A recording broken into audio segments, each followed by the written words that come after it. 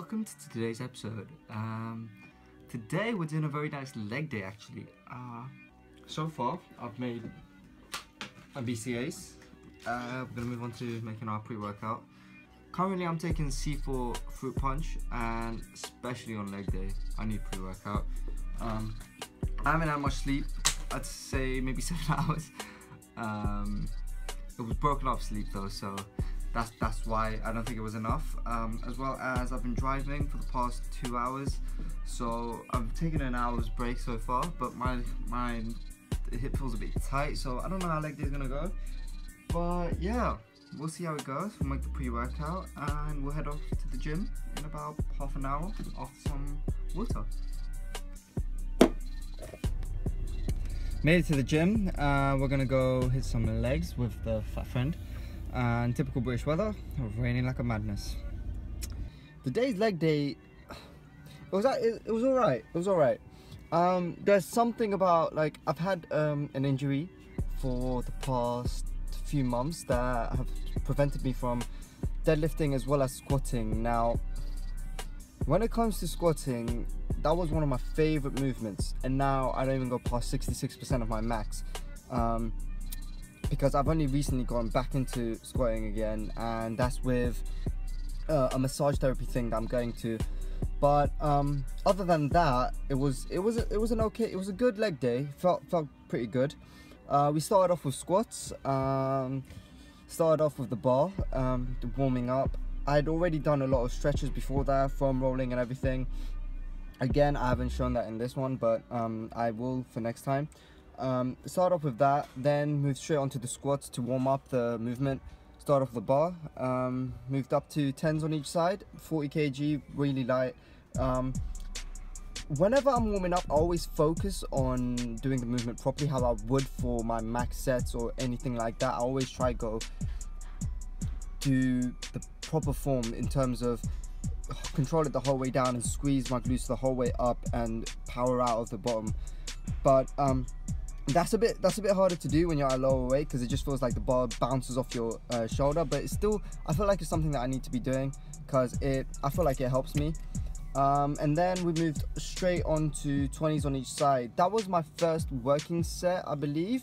It was the first working set was the one that I could actually get reps out in, because my legs are not conditioned for reps on squats right now. I cannot get high reps in straight away. So we started off with 20 on each side, and I feel like I did pretty well on that, controlled it nicely. It felt really good. And then we moved up in 5s. I moved up to 70 and then 80.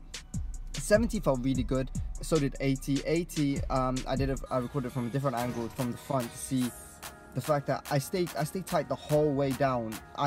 If you let go of your tightness at any point in that squat, you're gonna injure yourself, and that's one of the main things that injure people, is not remaining tight in a squat. After the 80, we just moved straight onto 100.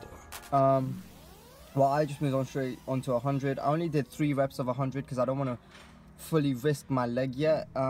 It felt really light, but again, I don't want to risk it. So for the next month or 2, I'm probably not gonna go past 110 most likely.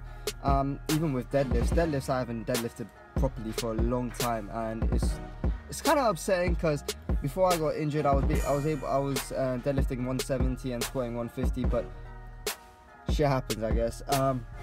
After squats we moved on to leg extensions, single leg extensions. That is one of my favorite exercises for legs now anyway. The single leg extension lets you squeeze that teardrop so hard, and your whole quad lets you feel it nicely. And I believe in one of the ones I'm going to show, you can actually see the teardrop fully working in the thing, and I love that. Leg extensions, we usually do 12 to 15 reps on each leg. I prefer to get a minimum of 10, because I feel like my legs need a lot of volume to be able to grow, so I just do as much volume as I can. So after leg extension, we moved on to the leg press.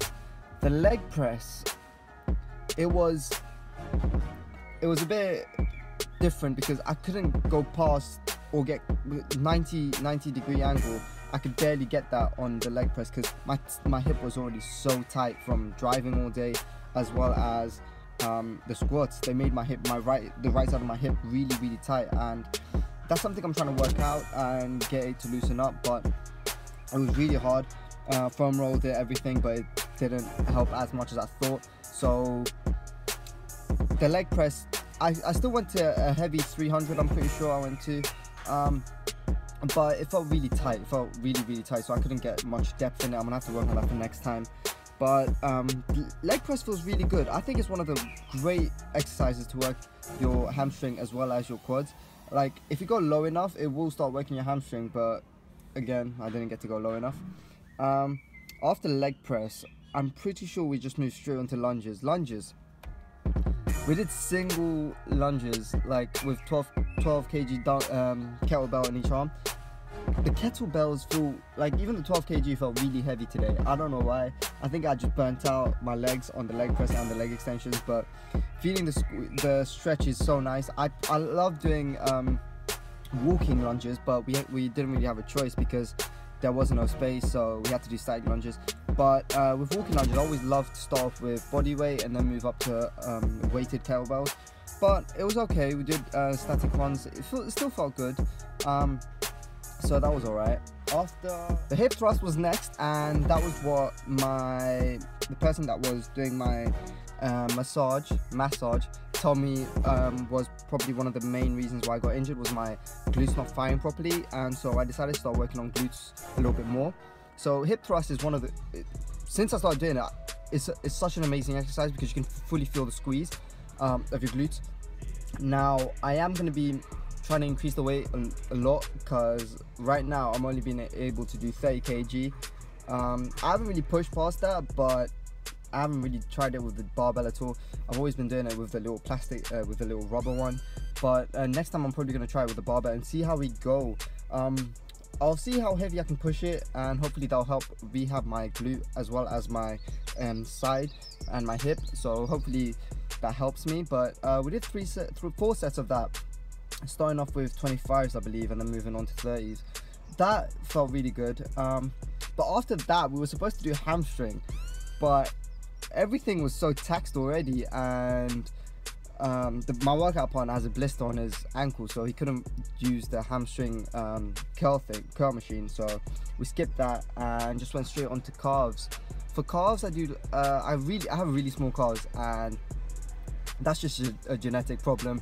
My calf insertions are really high, like crazy high, so I don't really have a choice in that one, but I am trying hard to work on that.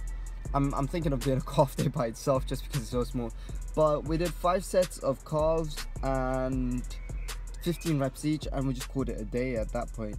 Our legs were fully dead, and it was supposed to be a light day, but it was a really tiring day as well. So that was pretty much it for the leg workout. Leg day done with the homie. Not homie, I said fat boy initially, but he ruined the take. But anyway, time to go home, have some nice calories, because leg day took it out of me.